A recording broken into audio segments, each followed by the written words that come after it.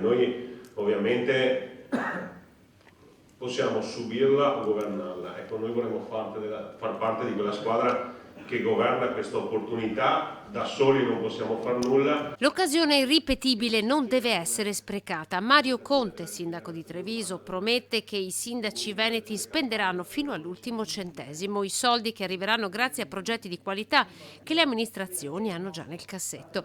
Ma il tempo stringe, i tempi dell'Europa potrebbero non essere quelli del sistema Italia, con il carico di burocrazia che fisiologicamente porta da sempre con sé. I tempi dell'Unione Europea non sono certo le abitudini di proroga che abbiamo in Italia, e quindi i tempi devono essere rispettati, compresa la rendicontazione, che è una fase molto delicata del PNRR, dove bisogna rendicontare i lavori fatti sia quantitativamente che qualitativamente, e che poi è anche quell'atto che dà il via al finanziamento. Quindi l'invito che faccio ai sindaci è quello di calcolare bene i tempi. Nel convegno, che ha ospitato anche il ministro per la disabilità Erika Stefani, è emerso quanto gli attuali scenari di guerra possano condizionare l'attuazione del PNRR, con tutte le ricadute su costi e reperibilità di materie prime che sono già evidenti per famiglie e imprese. Le aziende che vinceranno le gare d'appalto dovranno far fronte ai nuovi costi, che sono decisamente superiori rispetto a quelli di mesi fa, e quindi è